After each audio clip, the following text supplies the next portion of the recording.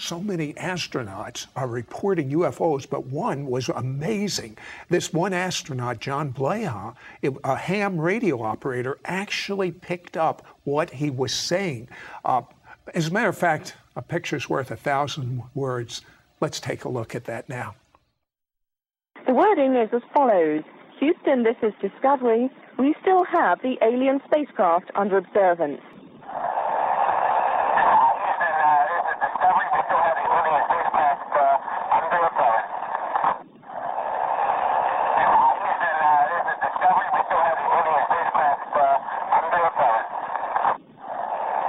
I have a question for you. Why is there so much misinformation? Why are there so many cover-ups? I mean, when astronauts are reporting UFOs, what is the reason, in your opinion, for the misinformation, the cover-up? I would be conjecturing, like most people, one of the great mysteries in this whole area is why the cover-ups by all the governments, but most by the United States. Other countries are starting to release those information, but in the United States, there is a deliberate attempt to hide this area, and that's probably the biggest mystery.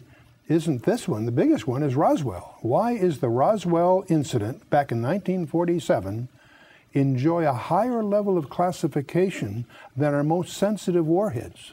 You're from the intelligence community. You should tell me. Well, it makes no sense. I agree. And it's a mystery. I don't have a conjecture as to why they're doing it, but it's clear 2 presidents and 4 congressmen have been unable to crack the security that surrounds the Roswell incident. Why? That was 60 years ago. And that's the mystery. Obviously, there's all kinds of bizarre stories that have come out of that experience.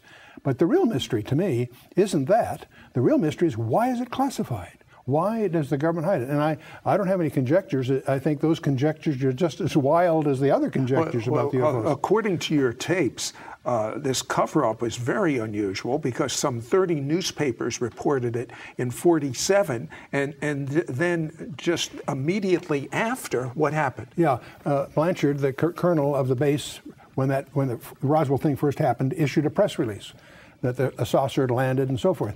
Within a few hours, 400 miles away, the Brigadier General in charge of the 8th Air Force countermanded that press release and hatched this story about it was a weather balloon and so forth.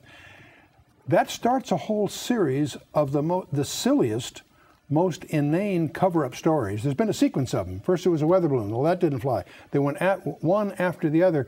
And to the community, it's almost insulting because the cover-up stories are so empty, so foolish, so ridiculous. But what about that new technique, digital imaging? Yeah, it's interesting that when Brigadier General Ramey made his press release countermanding Blanchard's, the press took pictures.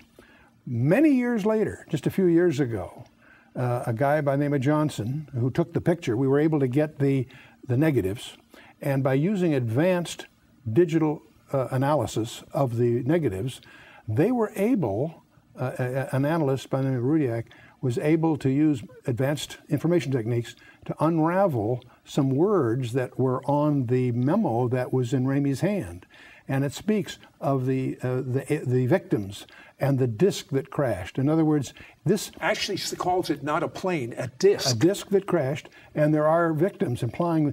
See, the stories have always said there were 4 bodies, 3 were dead, 1 was still alive. That was the unconfirmed rumors that we heard.